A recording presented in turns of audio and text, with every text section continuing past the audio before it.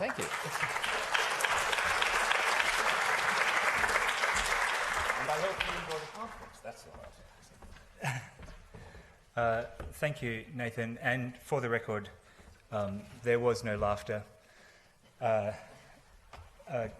of my former PhD students is here, Aidan, and he was recollecting with me the joy of organising the very first one of these things, and the first Deleuze camp. So we are well aware of how much work it takes, and are certainly very grateful to all those people who have, over the past decade, volunteered to organise these events.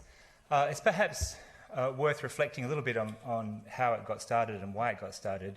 As I often say, most of us who are working on Deleuze are the only people working on Deleuze in our department. So we thought of the first conference as the gathering of all the lonely schizos as we came together and started to build a community. The fact that we're still going for, after more than a decade, and we have branched out into Asia and to India in order to build communities there, I think is a real testament to the strength of interest in Deleuze and Guattari's work. But even more importantly, the strength of interest in there being a community of scholars who are interested in their work and who want to have the opportunity to discuss with others their ideas about that work. And so I would say that, that has been the real strength, that's the real joy for me to come to these events, and I have been to a lot of them. I haven't been to all of them, but I have been to a lot of them. And the Deleuze camps that were established, a lot of people wondered why we called it a Deleuze camp. The reason for that is that I never wanted it to be a summer school. I wanted it to be a gathering of people to come together and talk about Deleuze and Guattari, not to feel like they were coming for instruction. So camp seemed the ideal term. Plus, of course, there was always the joke that came from American Pie. I thought it would be hilarious if everybody said one time at Deleuze camp. But I think I was the only person that ever got that joke, so I thought maybe I should share that with you now so you can understand. But that always seemed appropriate, and as Aidan was reminding me, the very first Deleuze camp was a test of will and stamina.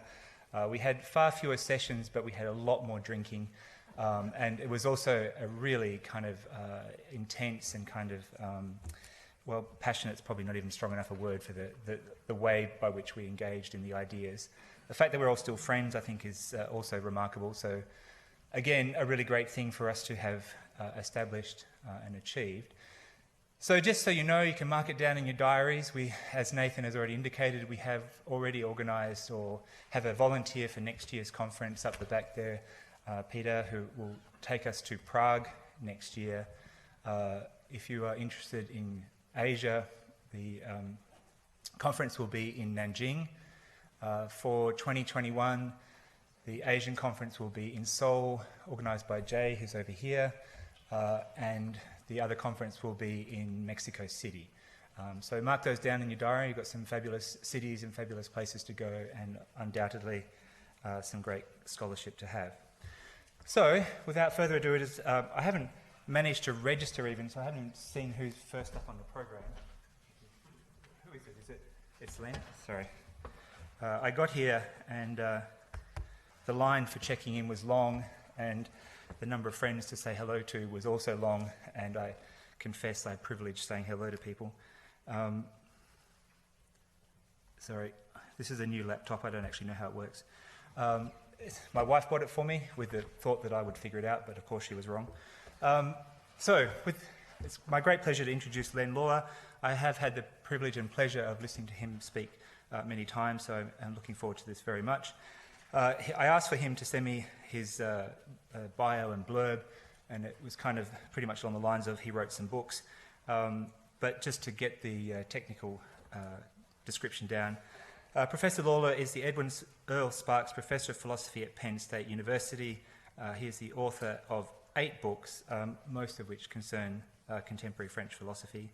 His most recent book is From Violence to Speaking Out, published by Edinburgh in 2016. And he says he's currently working on a variety of articles on Bergson, Derrida, Deleuze and Foucault, which kind of sounds like a lifetime ambition.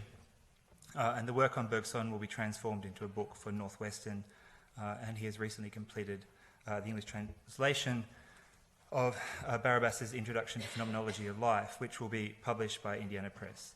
So please join me in welcoming Len.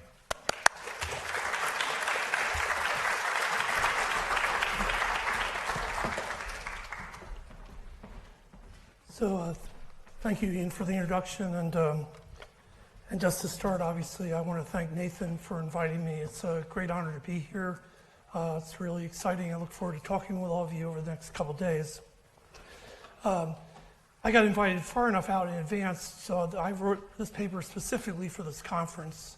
So it's a brand new text. It's not part of any ongoing project. I have been interested in ethical questions for the last 10 years. So I'm going to look at ethics in Deleuze today. So Ian did not say the title of the paper, but if you have the program in front of you, I'll tell you the title. The title is The Ultimate Meaning of Counter-Actualization on the Ethics of the Univocity of Being in Deleuze's Logic of Sense. This is the 50th anniversary of the original publication, Logic of Sense, so I wrote the paper with that in mind. This is the 50th anniversary. I'll talk for about 45 minutes, okay? So Deleuze says in different repetition that the task of contemporary philosophy has been defined to reverse Platonism. The task is then continued in Logic of Sense through its discussion of Stoic logic. Deleuze says there that the Stoics are the first to reverse Platonism. At the same time, in the big Spinoza book, 1968, we see Deleuze present Spinoza's anti-Cartesian reaction. This anti-Cartesian reaction is equivalent to the reversal of Platonism. We can say then that the task of the reversal of Platonism unifies the three books Deleuze published at the end of the 1960s. I'm going to assume that everyone understands from Nietzsche what the reversal of Platonism means. It is, first of all, an ontological reversal. But what I stress in there's a longer version of this paper, I stress in the complete version, article version, is that in Deleuze, the reversal of Platonism is also ethical. The task of reversing Platonism completes itself, I'm going to argue, in the ethics found in Logic of Sense. As Deleuze says in Logic of Sense, there's a profound link between the logic of sense and ethics. As is well known, Deleuze says in Logic of Sense, and this is if you ever worry about ethics in Deleuze, is what everybody knows, this sentence: either ethics makes no sense at all, or this is what it means, and there's nothing else to say, not to be unworthy of what happens to us. In Logic of Sense, not to be unworthy of what happens to us is to counter-actualize, right? Counter-actualize the accident. This word, right, is contre-affectation in French, and you know that counter-actualization is the term in the English translation, but one of the things in Logic of Sense is the new splitting cause and effect that the Stoics introduced. So counter-effectuation is probably a little bit better translation in this context. In any case, in Logic of Sense, not to be unworthy of what happens to us, again, is to counter-actualize the event. Therefore, counter-actualization is at the center of Deleuze's ethics. Indeed, in Logic of Sense, Deleuze speaks of an ethics of effects, right? And the idea of counter-actualization or counter-effectuation returns in what is philosophy in the second chapter in part 2. Most generally, counter-actualization or counter-effectuation is the selection of something within what happens to us, selecting the event or sense. In short, the event or sense is not a proposition. It is the verb, extracted from determinate tenses, moods, and numbers. And selecting the sense understood in this way as a verb, counter-actualization, as I'm going to argue, contains several meanings. The several meanings divide into two big groupings: thinking the event versus being or living the event. Indeed, the first two senses consist in a state of mind which results in a denunciation of what happens to us in its actuality. Now, it seems that Deleuze thinks that this denunciation amounts to a kind of ridicule, right? Humor, of course, is one of the central themes in Logic of Sense. But when you turn to counter-actualization as being the event or living the event, then we shall see that counter-actualization is not merely some sort of denunciating comedy, right? Counter-actualization is action. These two basic senses of counter-actualization, basically a state of mind and bodily action, open out onto what Deleuze calls the ultimate meaning of counter-actualization. That's where the title of the talk comes from. For Deleuze, the ultimate meaning of counter-actualization lies in the effectuation of the univocity of being. Affirming the univocity of being does not mean that the different meanings of the beings are analogical to one meaning of being, which remains indifferent and identical in relation to what each being is. Instead, affirming the univocity of being means that being is said of the beings, being belongs to them, it revolves around the beings, allowing them to take their power to the nth degree. So, power, obviously. The ultimate meaning of counter-actualization, as we're going to see, Deleuze says, is universal freedom. This is where I'll end, with universal freedom.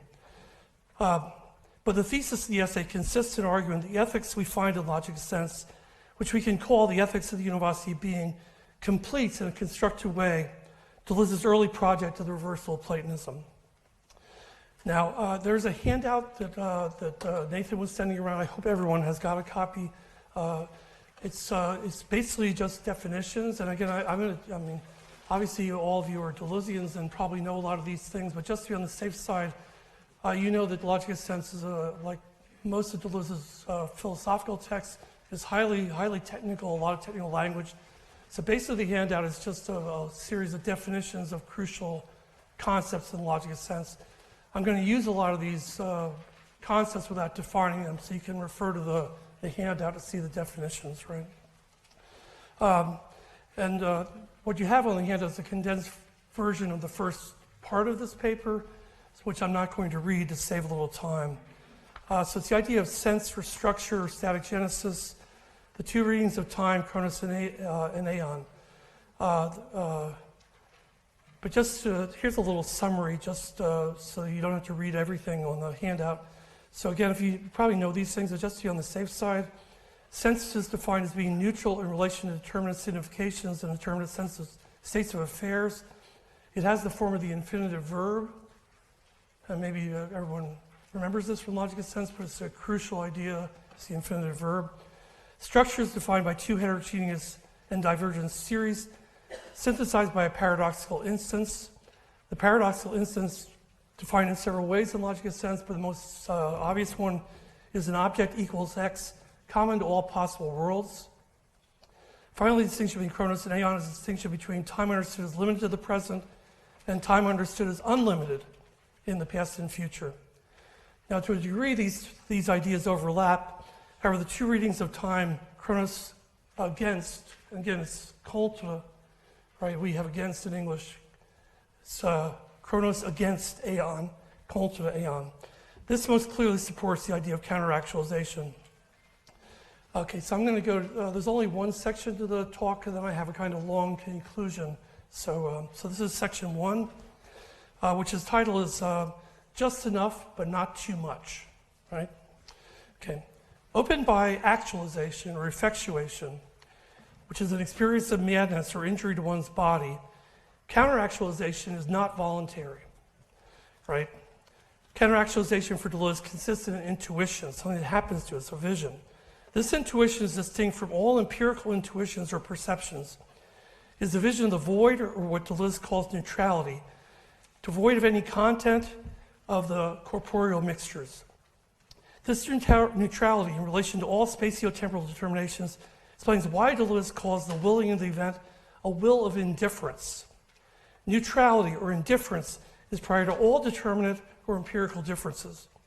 But Deleuze calls this intuition volitional, because counter-actualization, reaching the vision of neutrality, requires, as he says, a long conquest. It requires willpower. Thus, counter-actualization includes a kind of effort or work. It amounts to a set of operations, which literally means a set of workings, right? The word operation. The intuition demands to be elaborated by the work of grasping and understanding. We must work to understand and grasp what happens to us, and this would be an accident or an encounter, as the event itself. So the first meaning, there's 4 meanings, and this one I'm doing very briefly, so I want to stress the other 3. The first meaning of counter-actualization is against a different understanding and grasping of what happens to us, the one that results in the feeling of ressentiment. Ressentiment is against, again, contre, it's against the event. Now again, I'm abbreviating this part of the main part of my talk, so we know a lot about resentment or ressentiment from Nietzsche. It comes from a kind of moral judgment of what happens to us. And again, this would be from Chronos, judging what happens to us in terms of a divine present, right? One of the things, if you were in the camp, I was stressing this in the camp, one of the things that Deleuze does not do in Logical Sense, he obviously is trying to steer us away from resentment, but he doesn't tell us what the emotion would be that replaces resentment. So I have a guess that actually the opposite feeling would be what Deleuze calls beatitude, following Spinoza. And there's no textual evidence in Logical Sense for this, but if you know the final text that Deleuze publishes, Immanence of Life, beatitude appears in that final text. Okay. So not grasping what happens to us in terms of a moral judgment or signification, we're able to grasp what happens to us as an event or sense. We extract or disengage the sense from the occurrence.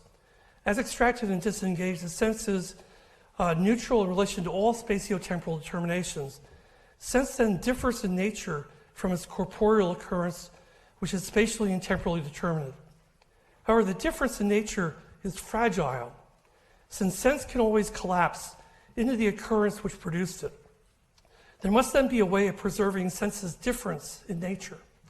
This need for preservation brings us to the first principle of counter-actualization, and here's the principle. This is not in the book, these are my own ways of understanding material. So the first principle of counter-actualization.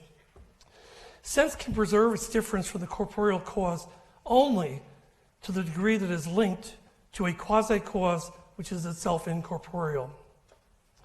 If counter-actualization depends on the operations of extracting and disengaging the sense as an event from an accident, okay? If it depends on establishing the sense's difference in nature from the corporeal cause, then this quotation, I was just reading from Deleuze, this quotation means that counter-actualization is possible only if one attaches the event after its extraction from its corporeal cause to the quasi-cause. Janae is going to talk a little bit about the quasi-cause, but I have some brief definitions here. One must attach the sense, which is the infinitive verb, to the quasi-cause in order to avoid the sense being defined as a determinate signification or a determinate occurrence. Therefore, the quasi-cause maintains the unlimited nature of the sense. Maintaining the unlimited nature of the event or sense is always the aim of counter-actualization, maintaining its unlimited status. Now, the quasi-cause is equivalent to what Deleuze calls the paradoxical instance, or the object equals X. Now, here we see Deleuze's unique kind of formalism. And I think Deleuze is a formalist, actually. Deleuze's kind of formalism lies between the height and the depth, between Platonic, completely determined forms found in the heavens and the completely indeterminate formless. Deleuze uses the word sans forme, without form, right? And this without form is the depth of the chaos of bodies. His formalism is a formalism of the surface, defined by the French word informe or informel. Again, there's not a good way to translate this. It would obviously be informal in English, but at least for us in philosophy, this means informal logic, which that's clearly not what Deleuze has in mind, right? But the word informe or informel, it implies that the informal lacks a determinate form, and yet it is in a form, right? The informal is a form emptied of all content, and being empty, the informal is unlimited. That's very important, emptied of all content. Indeed, Deleuze, as you probably all know, says that aeon is the empty form of time, empty again. Being an empty form, the quasi-cause can be designated with a floating signifier, which is always defective, blank, or empty. But for Deleuze, there are special words used to designate the quasi-cause. These words are entirely indeterminate, he says, like the word it, the fourth person singular, like in it is raining, or in English, whatchamacallit. The French word is entre, right? But we get in English whatchamacallit. These, as you know from Deleuze's study of Lewis Carroll, these are esoteric words or portmanteau words, words invented from noises and from other words. According to Deleuze, these special words can also be expressed in the interrogative form. Therefore, more concretely, attaching the extracted sense to the quasi-cause means attaching the sense to a question. Again, that's a very easy way of understanding what a quasi-cause is. It's a kind of question. Now, as Deleuze points out, the soldier in the Red Badge of Courage, right, talks about Stephen Crane's novel, rushes from one location on the battlefield to another because he is constantly asking the question, where is the war? This unlimited rushing about on the battlefield indicates that the question must not be copied off possible answers. Importantly, the question is not a lack of knowledge. It is not a negation of knowledge. Not being traced off a kind of knowledge, the question, a genuine question, must be indeterminate, unanswerable, and eternally open or empty. And in its openness, the question affirms all possible answers. Attached to an unlimited, affirmative question, the sense becomes a different kind of measurement. What happens to us is measured only by the empty form of time, or more specifically, by the empty form of the verb. Therefore, if I am physically wounded, a bad encounter, I must attach this accident to the question of violence. If doing or suffering violence is truly an object equals X, if its form is truly empty, truly the infinitive, to violate or to be violated, then the question becomes, where does violence come from, or how much pain can I suffer? The only true answer to this question is a portmanteau word like soufflance. I've invented this word, this is not in Deleuze, which, although invented by combining two words, suffering and violence, it lacks a determinate signification. But strictly, there is no one true answer to the question, no one particular act of violence or suffering violence, and no one particular signification of violence ever fills or answers the empty question. No one answer is adequate to the eternal truth of this question. Then, recognizing the inadequacy, one must denounce, this is I think Deleuze's logic, one must denounce any one degree of violence as the wrong answer. The question must be kept empty. As Deleuze says, then all acts of violence are reunited in a single event which denounces all by denouncing one of the acts of violence. This denunciation means that each time one denounces a specific act of violence as the wrong answer, one denounces all other particular violences, in the plural, right, as well for being inadequate to violence as the eternal truth. Therefore, this universal denunciation of all particular acts of violence implies, it seems to me, non-violence, or at least the least violence. Now, the universal denunciation explains what Deleuze means when he speaks of taking care of sense. What is careless is to think that the nearest answer, or the final answer, completely answers the question. Thus, the second sense of counter-actualization is caring for the sense against culture, neglecting the sense. Now, it seems that Deleuze thinks this careful denunciation of any one answer as inadequate to the question amounts to a kind of ridiculing. For instance, he says that we must, this is a quote, attach the comic possibility of having reigned for nothing to the most frightful plagues, tyrannies, and wars. Now, again, personally, when I was writing this paper, as I was starting to understand the ideas, I found this to be really disappointing. It's like a stand-up comic ridiculing Donald Trump. That's how I imagined this, right? Which is good, but it doesn't seem to be very appropriate for all the problems, like problems of violence. However, the disappointment vanishes when we turn to the next two senses of counter-actualization. As Deleuze says, the event must also be inscribed in the flesh. Inscribing the event in one's own flesh is the second principle of counter-actualization. One must will the event in one's own body, in one's own flesh. In fact, the first two senses of counter-actualization do not even amount to a counter-actualization without this inscription of the event in one's own flesh. Not only must one think and say the event, one must also be it and live it. Now, to allow us to imagine this vital embodiment, Deleuze describes the actor, and he uses the two French words interchangeably, acteur or comédien. And indeed, it's within this context that Deleuze introduces for the first time the word counter-actualization. For Deleuze, what defines the actor is that the role the actor performs is never that of a character, never en personnage, right? The character is defined by being always and only one self-same role, like the victim or the true patient.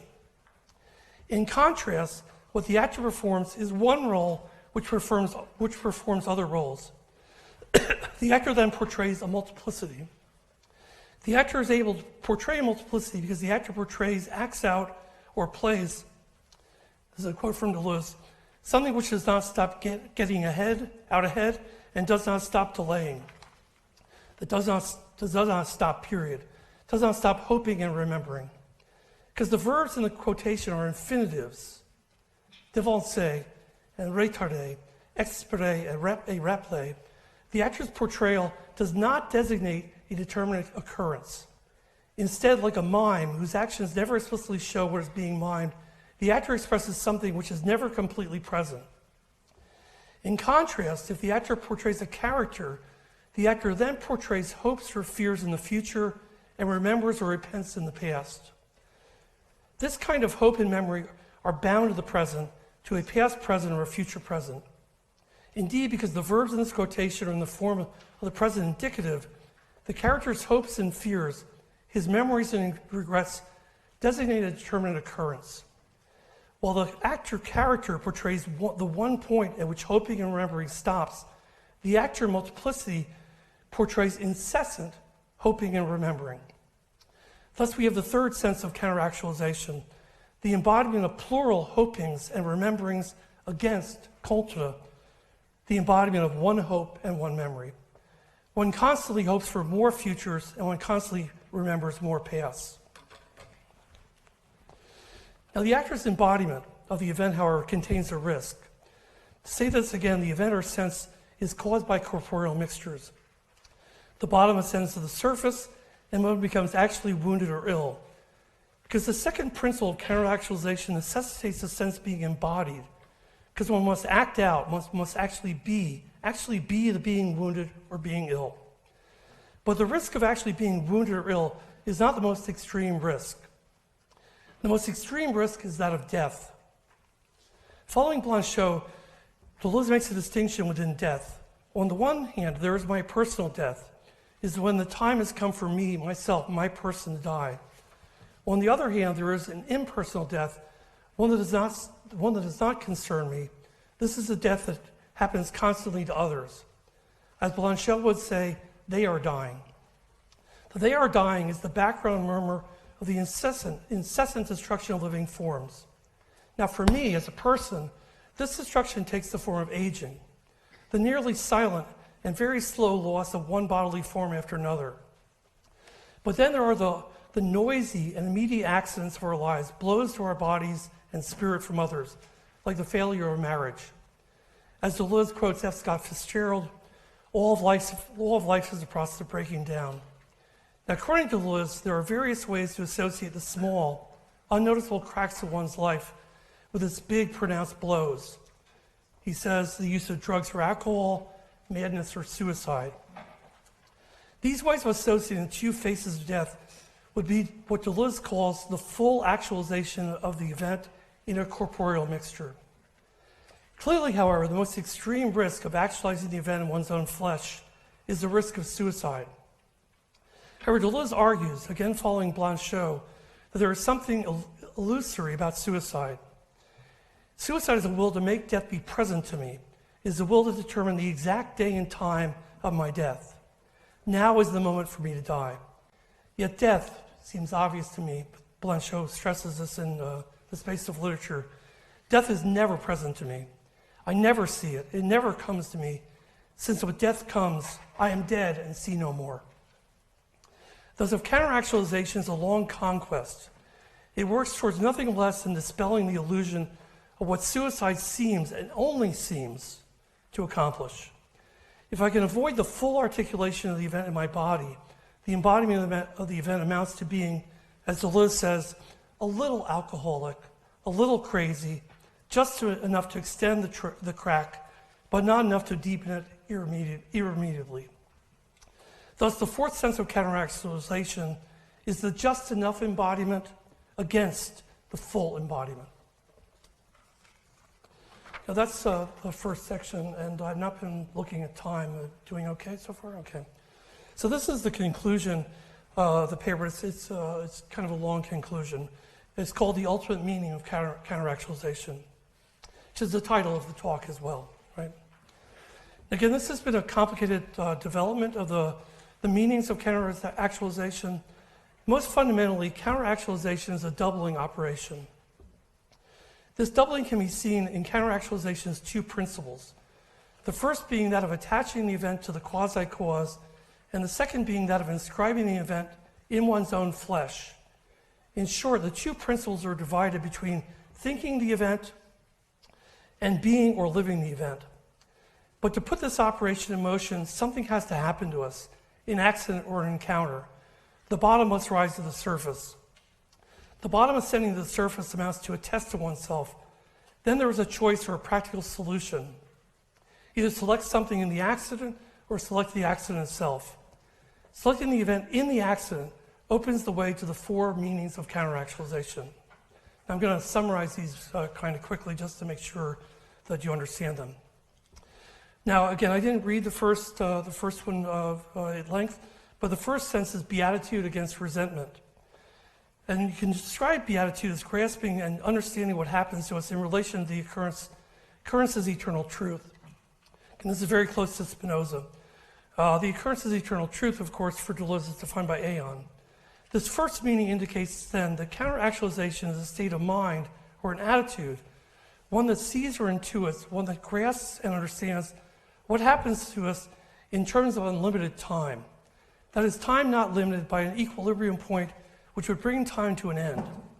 Aeon is time not defined by a prelapsarian point or a postlapsarian point. Aeon is time understood as pure openness.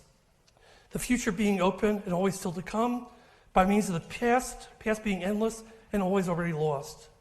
Aeon is essential for the second meaning of counter-actualization. The second meaning of counter-actualization is caring for the sense against neglecting the sense. Neglecting the sense amounts to thinking that one answer is adequate to the question of what happens to us. However, since the question is based on the empty form of a verb, no one answer is ever adequate.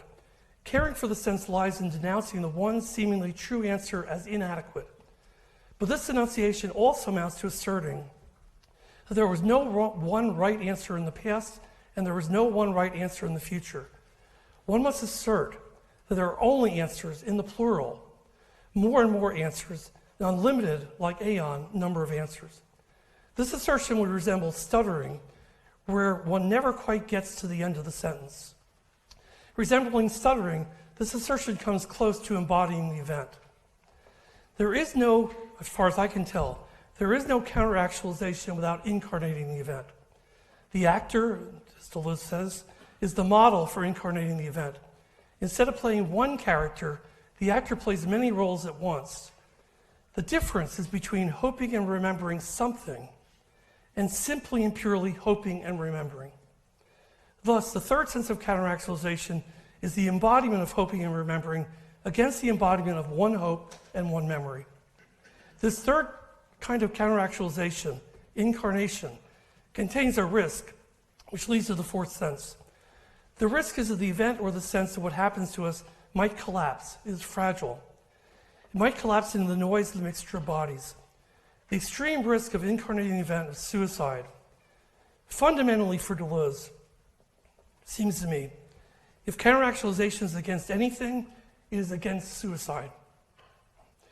But even though there are no general rules for avoiding the suicidal risk, Deleuze advises us to be just enough alcoholic, just enough schizophrenic, and perhaps just enough, but not too much suicidal.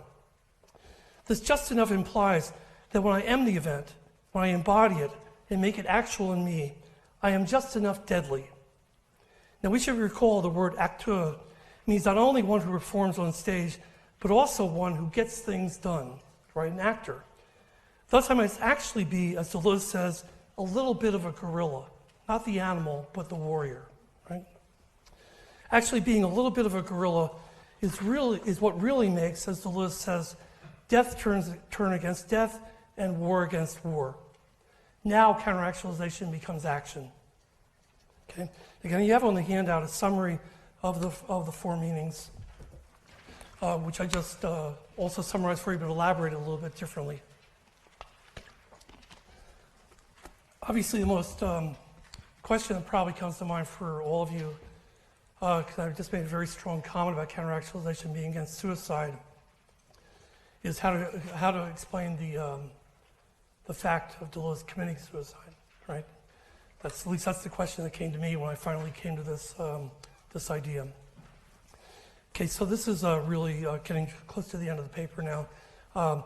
There's actually a fifth meaning of counter-actualization, which is what Deleuze calls the ultimate meaning of counter-actualization. The ultimate meaning of counter-actualization is based on a common experience we have. We know from everyday experience that actual individuals and their individual worlds give rise to what Deleuze calls incompatibilities, which means for him a lack of communication.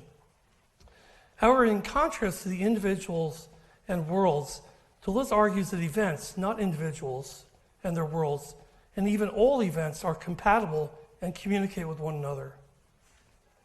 This is in the 25th series on Univocity.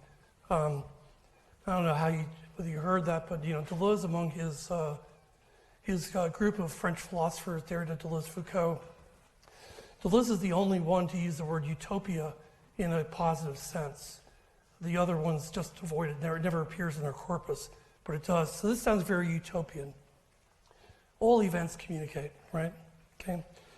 What is really at stake for Deleuze, perhaps in the entire logic of sense, is what he calls the universal communication of events. If all events universally communicate, then there must be a way for an actual individual, it seems to me, an actual individual like me or you, to attain this universal communication, to come to be it or live it. Can the actual individual become this universal communication? Can the actual individual become, as Deleuze says, a citizen of the world? Can the actual individual overcome the incompatibilities and disharmonies between actual individuals and actual worlds? Now, the answer to this question, as Deleuze himself says, is complicated. Right? Again, this is in the 25th series of Logic of Sense, the one on Univocity.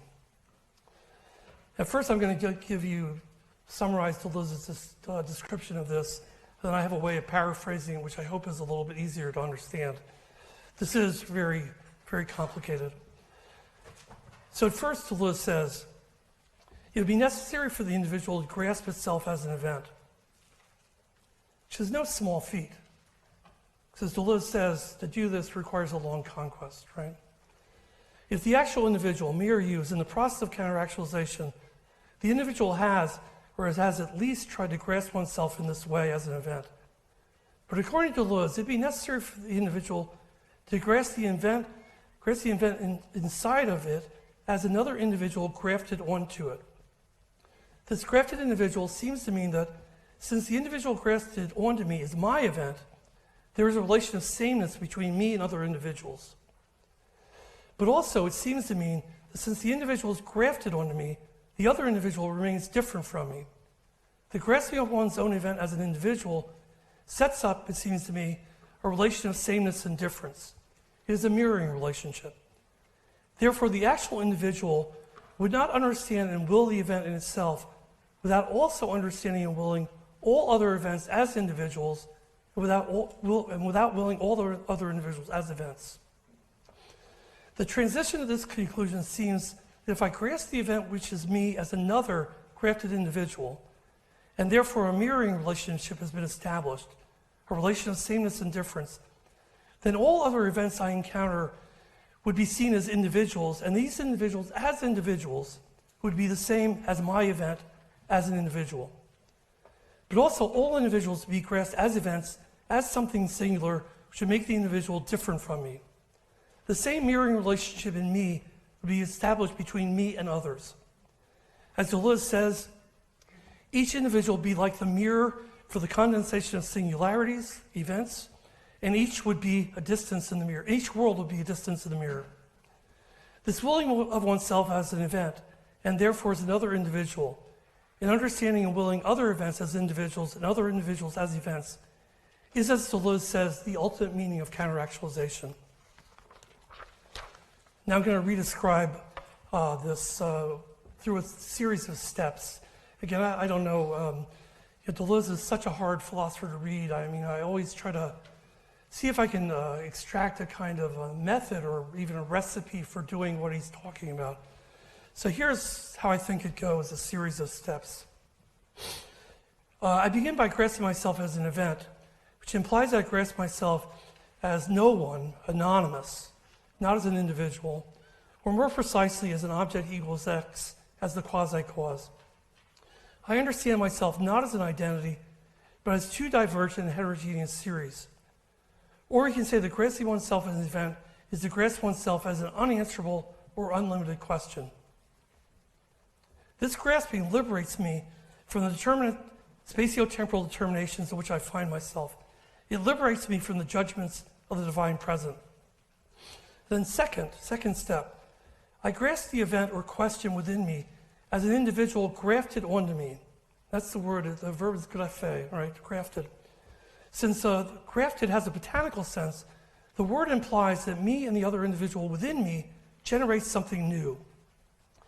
By means of the first step, I am already transformed. I no longer conceive myself as an identity or relative to an identity, as relative to the divine present. But the grafting of another individual as an event transforms my way of seeing. Now I see all other events as individuals, and I see all other individuals as events. In short, individuals become synonymous with events. Recognizing this synonymy, I see all other individuals as unanswerable and unlimited questions. As so many possible answers, all others are liberated from their spatio-temporal limitations. This liberation explains why Deleuze also says the ultimate meaning of counter-actualization is universal freedom. There's one more step. Finally, because I grasp all individuals and me no longer in terms of the divine present, no longer as identities, but as so many possible answers to questions, they communicate universally. They communicate universally because each individual has the same form of the unlimited question. Right? We come, therefore, to a third principle for counter-actualization. We must see and treat others, since they share one form, as compatible with one another.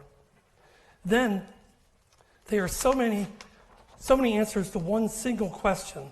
This one single question is the event with a capital E, the one unique event for all events. This one unique event for all events is why you must call the ethics Deleuze presents in logic of sense in ethics of the Univocity of Being. So I'm virtually done now. So, now, like the word informe, the Univocity of Being is not one single meaning for all the beings. It is opposed to a doctrine of analogy in which beings are measured in terms of a fixed quality or form possessed by God alone. The analogy of being means that beings are deprived of this quality. They are a negative form of it. In contrast, the Univocity of Being is the highest affirmation of everything that exists. The Univocity of Being means that being is said in one and the same sense of everything about which it is said. Since being is said in one and the same sense, all the beings possess the same form. But because the form is empty of content, the form of the infinitive to be, all the beings are not determined or limited. Their being is not restricted by fixed qualities and identities. Thus, each being contained in the superior form of what it is. It can learn what its body and mind can do. Its potentiality is unlimited. It can take its power to the nth power. This unlimited potentiality is really why Deleuze says that the ultimate meaning of counter-actualization is universal freedom, unlimited potentiality.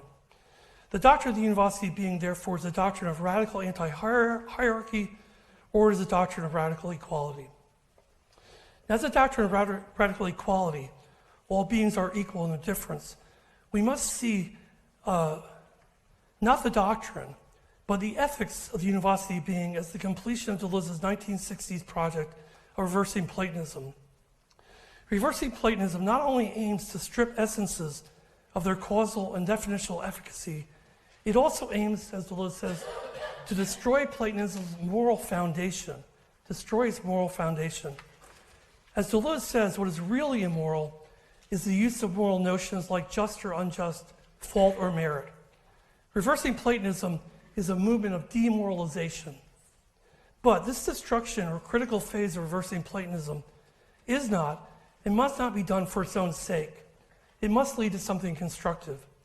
The ethics of the Univocity of Being is the constructive completion of reversing Platonism.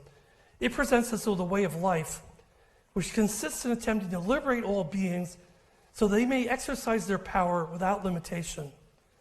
Indeed, we must say the ethics of the Univocity of Being is an ethics of power, right? But we should not forget right? So I don't think that, well, I'm not sure. I never know what Nietzsche is actually really talking about. But I don't think Nietzsche is the full story of what Deleuze is doing in his ethics. But we should not forget the free exercise of power, which is the ultimate meaning of counter-actualization, starts with the bottom ascending to the surface. It begins in the experience of the encounter. For Deleuze, it seems to me, there is no genuine power, or more precisely, no genuine potentiality, without this experience of the encounter. Therefore, there is no counter-actualization, and there is no reversal of Platonism without the experience of powerlessness. It happens to you, right? This experience explains why, as late as What is Philosophy, Deleuze says with Guattari that the plane of immanence is at the same time that which must be thought and that which cannot be thought. And that's where I'll end. Thank you.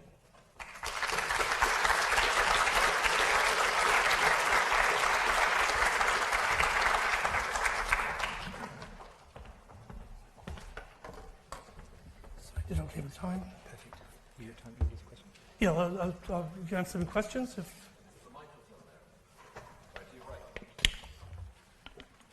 for the audience. Yeah, I figured. Well, thanks, Len.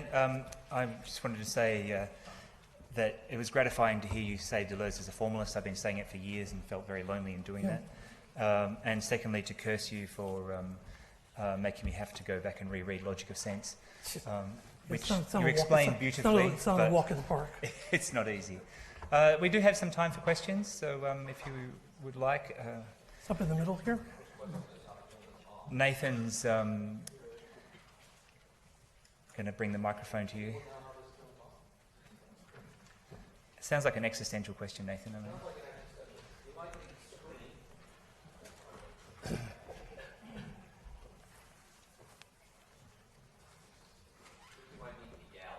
So we did have a question. Oh. I was wondering, how would this, to ask it cynically, how would this cash out in reality? So say you have hypothetically a terrible criminal who's on trial and who defends himself by saying, I was just exercising my powers, also I reject the distinction between justice and unjustness and so on. So the question is basically, if you're inquiring into ethics, isn't it, in a sense, almost self-contradictory to say, well, we're going to have, as Deleuze seems to do, we're going to have an ethics, but we're not going to have cases of justice. We're not going to have a distinction between just, unjust, and so on. And also we're going to define ethics in terms of a maximum exercise of power or potential, because ethics is precisely about us making distinctions between what we do and do not find just and unjust, right? So the question is, what's left of ethics within this ethics? Well, it's a good question. I mean, I wouldn't be so foolish as to be able to define individual cases. I mean, obviously, individual cases is always where ethics seems to stop. I mean, ethics is a general prescription, which then we have to figure out as individuals how to apply. But I do think that while Deleuze seems to be against all forms of measurement, I do think a measurement is being given here. So I did say the third principle, and I said this in the camp, so the people who are in the camp will not find this surprising. I do have great affection for Kantian ethics. So that third principle is actually a variation on the second form of the categorical imperative, to treat others as means as an end.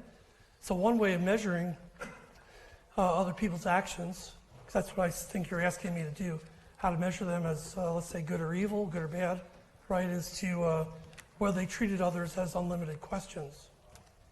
So if the criminal's exercise of his or her potentiality actually inflicted a limitation on someone else's potentiality, I would think that falls on the side of being bad. Again, I'm improvising here, but I have thought about this question. It's always the question that comes up whenever one's working in ethics, is how to move from the general or universal prescriptions to actual cases. But actual cases require a special kind of, I would think, special kind of knowledge or even judgment. That's why you have courts, you know. So, but again, that's my answer. I don't know whether that's satisfying. I mean, this is basically a new paper for me. I've been working, though, on these ethical questions for a long time, but using these types of concepts in Deleuze. This is really the first time I've done this. So. Oh, we have a question over here as well. Oh, sorry. Let me yell. There was somebody behind you, but I'll come to you next, okay? Yeah, it works. Is it working? Oh, Okay. awesome. So I want to pick up on this because, and I'm glad you responded by invoking Kant there, and in particular, the particular piece of Kant, because what I was hearing in this was part of what some people who are doing things like prison abolition often talk about in relation to all this, which is that there's a kind of core idea underneath that of never treating anyone, even people who've done harm, as disposable as a kind of general principle, but then trying to figure out how to recover, right, humanity or freedom or a kind of compatible power for everyone. So figure out how, not to respond to these things by disposing of folks, but of how to get everyone back in. So I wonder, I feel like that's embedded in this to some extent. Part of becoming worthy of the event is also figuring out how to find a place of compatibility in that way. Yeah, but maybe, Ed, can you just rephrase the question just in a very short form? I wasn't quite sure I heard a question there, actually. Well, I guess I'm just trying to figure out if you would agree maybe with the idea that there is an element of non-disposability of all, right, agents. No, okay, okay. Yeah, the short answer is yes. Again, I'm not, obviously this is a study of Deleuze's logic of sense, but the way I'm reading it is basically a me, so there's a lot of me in there as well. But I certainly think that attempt to oppose the disposal, as you would say, of other people is certainly, it's not even in the back of my mind, it's in the forefront of my mind while I was working on these ideas in Deleuze. So again, maybe it's a bastard interpretation because I'm bringing these things in, but it does seem to be what that 25th series, it actually anticipates, I've not done the research on this, but it actually anticipates in the Becoming chapter of 1,000 Plateaus, when they say becoming tout le monde, becoming the whole world, or putting the whole world in the becoming. I think this is the anticipation of that 3 or 4 page description in the Becoming chapter of 1,000 Plateaus. But that's also, I read it in terms of making the whole world become, opening up the possibilities of being other than what they are. So I would think that could be converted into some good old-fashioned Kantian language, actually. So we have another question here, and then we'll see how we go for time. Yeah. Thanks, Len. That was a terrifically interesting paper. I've got 2 quick questions, Ian, if that's all right. So the first one is just, could you please say a little bit more about how you understand this notion of willing the event? I understand, I heard you say both that counter-actualization is an action, but also that it's not voluntary. So what's an action that is non-voluntary, or what's left of voluntariness if the individual is just an event, an open-ended question related to all other events and questions, and so on and so forth. And the second question is, just at the end of your paper, if the ultimate meaning, you say the ultimate meaning of counter-actualization is the Univocity of Being, but I wonder if in making that leap, then you start to underplay the second aspect of the ethics of counter-actualization, which involves inscribing the event in the flesh. Second question, that's really interesting. I had not actually made that association myself. You'd obviously have to be elaborated in terms of action, the ultimate meaning. When I finally understood the 25th series on Univocity, I went back and reread the earlier series. So Deleuze does not enumerate the meanings of counter-actualization. In fact, he doesn't divide them. This is me imposing structure on what I read, but reading back from that 25th series where he does say this is the ultimate meaning of counter-actualization is universal freedom. But yeah, that would have to be elaborated in terms of action. I'd be adding maybe writing another paper, I guess, to do that. I don't know whether I can spontaneously answer that question. I hadn't thought about it. First question is also hard, but I think it's a little bit easier to answer and a little bit easier to understand. Because I think, maybe I'm just really literal-minded, but I mean, when I read these hard books by Deleuze, I really want to think how they function in terms of common experience. So as I said, all of us undergo terrible accidents. I mean, if you've not undergone a terrible accident, you're really lucky. But we all undergo terrible accidents where we have to deal with them in some way. But Deleuze is saying one way of dealing with them is to grasp them in terms of not what happened to me and not in terms of my, say, ideal person I wanted to be or I feel resentful because this happened, but to grasp it in terms of this unlimited question as a kind of answer that is not the sole answer to what happened to us, but to grasp it as a kind of, as I'm saying, an act of will. It's an effort that has to be made. I imported that word effort into the list, not there, but it has to be a kind of effort. But again, the involuntary part is the accident. Deleuze says we don't think unless there's an encounter. I take that really seriously. I mean, we all probably are teachers. We know how hard it is to get our students to actually engage in ideas. So, but I mean, there has to be an involuntary moment that gets the process started. That's how I'm understanding this. So maybe it's a delicate balance between the voluntary and the involuntary, but it is a kind of balance, or they're interconnected. Okay, we have time for one more question at the back there. Have I turned it on? Yes, thank you. Thank you for a really interesting talk. I guess just to circle back to the first question that was asked a little bit and ask you to reflect a little bit more on perhaps the renegotiation of power that Deleuze is invoking here, and to perhaps, I guess I'm asking you to look at the difference between action and infliction. Is action always an action that's done to another subject, or is there another way of conceiving of power and action? Similar to this question over here. Again, that would have to be elaborated. I don't have a good answer to that question right now. I mean, it's a very interesting question. I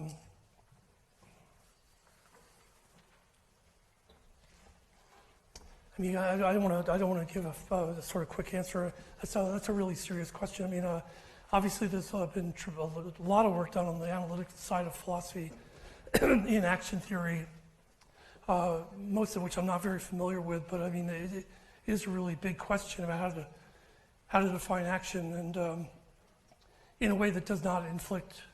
But you can see where I'm going. I mean, but again, the conceptual elaboration has not taken place in this paper. But obviously, I'm steering Deleuze in the direction of nonviolence. And again, he does use the word utopia in what is philosophy in a very positive way, defining it, though, in a very specific way as resistance to the present. So some sort of nonviolence would be part of the answer, or the beginning of an answer to your question. But I do think that's a really serious question that would require a long conceptual elaboration. So. Hope it doesn't sound like I'm dodging questions. You're just asking questions at the edge of what I understand. And I'd rather not go into the darkness too far into what I don't understand. Thank you. Okay.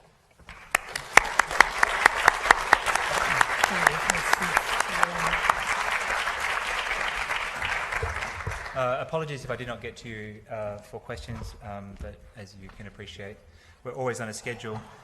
It is now my great pleasure to introduce to you Professor Janae Sholtz.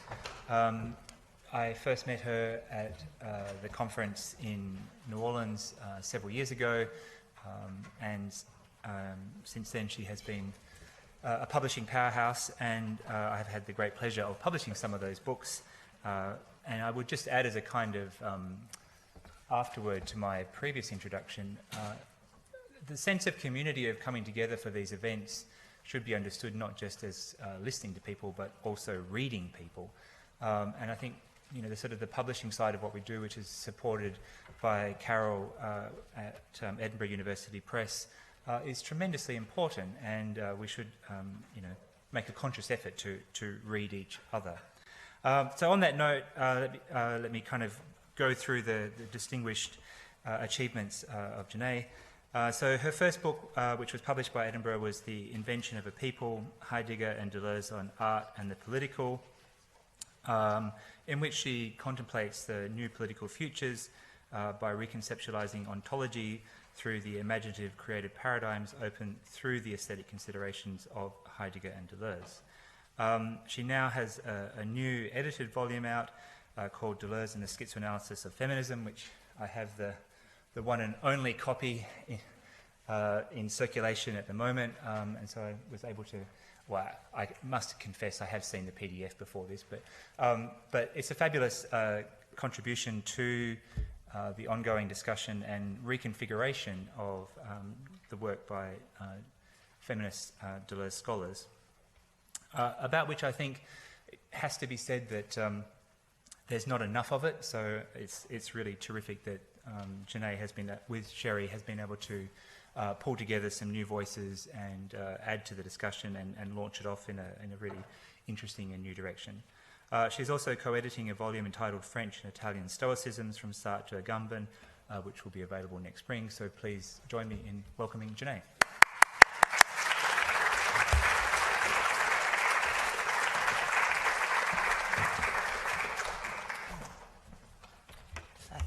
Thank you, Ian. Thank you also, Nathan, for organizing the conference and for inviting me. And also thank you to all of you for coming and listening to what I have to share today. So I don't know if many of you know, but Len, I studied with Len at University of Memphis. And so we have a long history, and every time I hear him speak, I'm sort of humbled and sort of brought back to my graduate school days, thinking that I was so privileged to be able to listen and learn from someone who's such a precise and master interpreter of texts and has such a amazing grasp on the history of philosophy.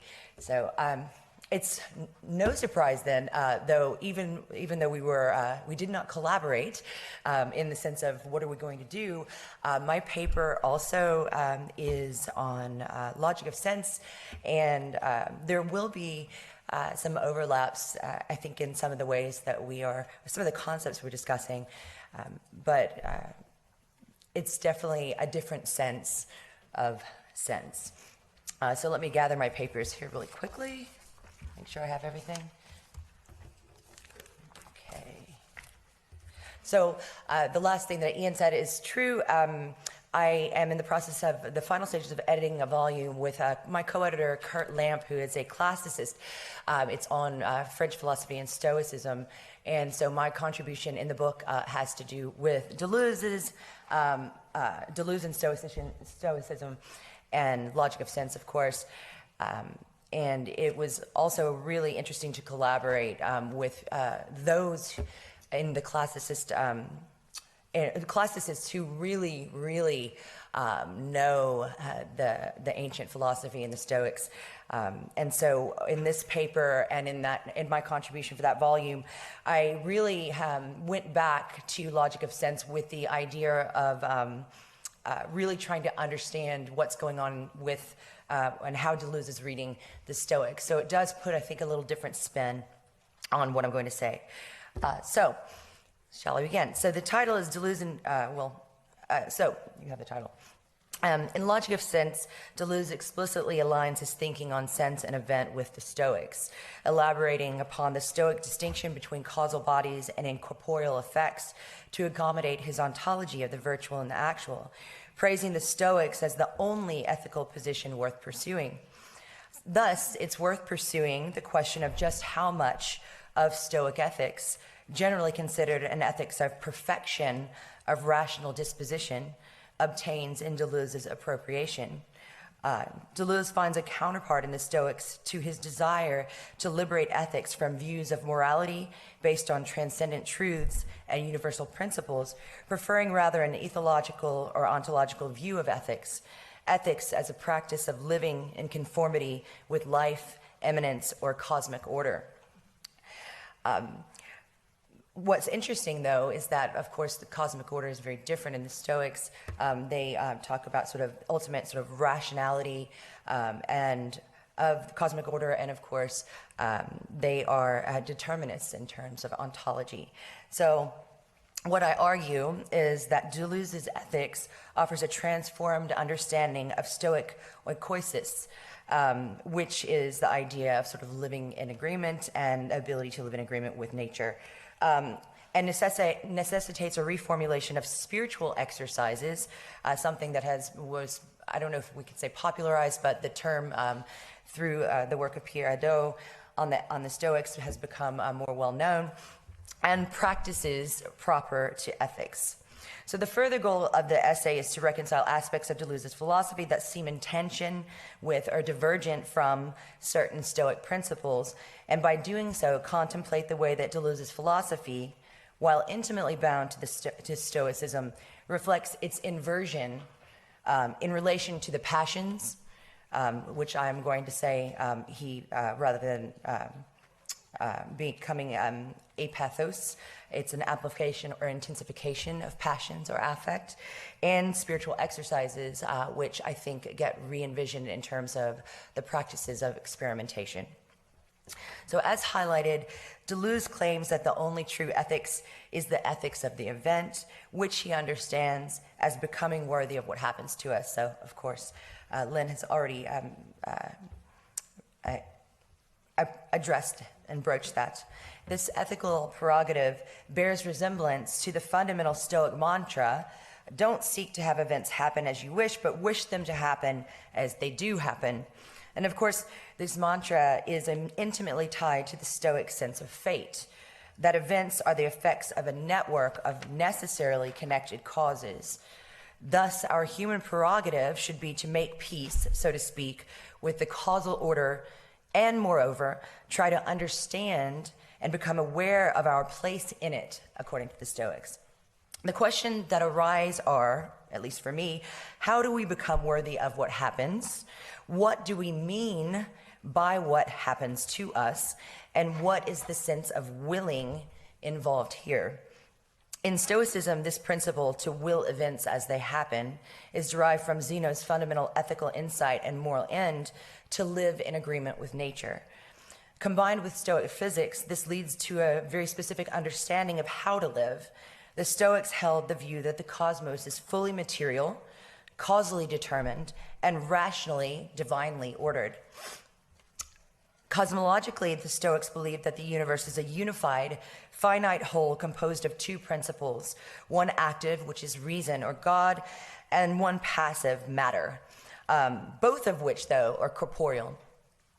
The active principle is, quote, life-giving, rational, creative, and directive, and causes all the attributes of bodies, their qualifications, dispositions, and relative dispositions. The Stoics' argument for thoroughgoing materialism extends from Zeno as well, who posits that in order for something to exist, it must be part of causal relations. And as Zeno says, it is quite impossible for anything to be acted on by something entirely without body. This conjunction of rational principle and materiality is the basis for not only Stoic determinism, but also their insistence on the rational order of the universe, which, moreover, guarantees that fate itself is providential. The ultimate cause is God, or the divine. In other words, given that the laws of nature are synonymous with the cosmic reason of God, the goodness and purposefulness of the universe is guaranteed. Living in agreement with nature means that we cultivate our rational natures to be as in line with rational order as possible. This is possible because of what the Stoics refer to as oikosis, which indicates a process of appropriation whereby nature appropriates the organism to its telos, and the organism, as part of nature, self-appropriates itself to its telos. Acting rationally is to do those things that accord with one's nature and facilitate the health of the organism.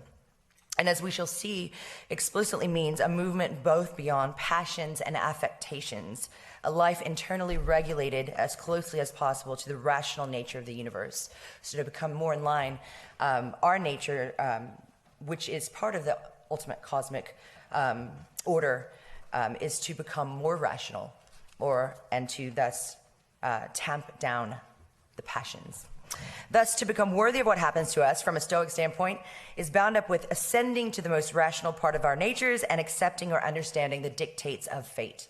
The Stoics derive multiple guiding principles from this and recommend a series of practical and spiritual activities, several of which involve guiding principles concerning the proper objects and direction of desire, namely to will only that which is within our power. Generally, it's agreed that this emphasis on ascent comprises the realm of freedom in Stoic ethics. Thus, what is within our power is the very fact of ascent and control over our reactions and inner dispositions. Since one must modulate beliefs about the good and the bad that inform one's impulses and actions to accord with nature, and the only things that can be considered good or bad are moral virtues or excellences of character, which correspond to the virtuous expression of a rational nature in line with the divinely ordered cosmos, anything that disrupts the inner tranquility brought about by our resonance with the greater rational whole should be discarded or controlled. This is why the Stoics view pathe, the passions, negatively as misjudgments about things we should consider with indifference. So anything outside of our control is something that is neither good nor bad. It's something that we should remain indifferent to. Any time we try to make judgments or become affected by those things that we can't control, we are making missteps or misjudgments, according to the Stoics. The practice requires a kind of mental or spiritual discipline, as Adot says, to apply the rules of discernment to inner representations so that nothing that is not objective may infiltrate. And the Stoics develop spiritual exercises in order to do just this. These exercises are aimed not merely at the theoretical, but towards realizing a transformation of one's vision of the world, which are meant to be lived and practiced. The twist, as we shall see, is that what Deleuze understands as impediments are inversely the very constructs upon which the Stoics rely. I will elaborate that in just a moment. As the second emphasis in Stoic ethics, quote, willing only that which is within one's power, also suggests that we must understand as much of the causal network as possible. The Stoics held that the perfect sage would have a grasp of the ordering principles of nature and how everything connects together. The sage must devote herself to greater understanding of the cosmos as a whole, a kind of cosmic perspective, relinquishing a view concentrated on one small sphere of personal interest. And this is also a reason that they say that we should be happy with just willing the event as it is, because ultimately they think that the perfect sage and the aim of the perfect sage is impossible.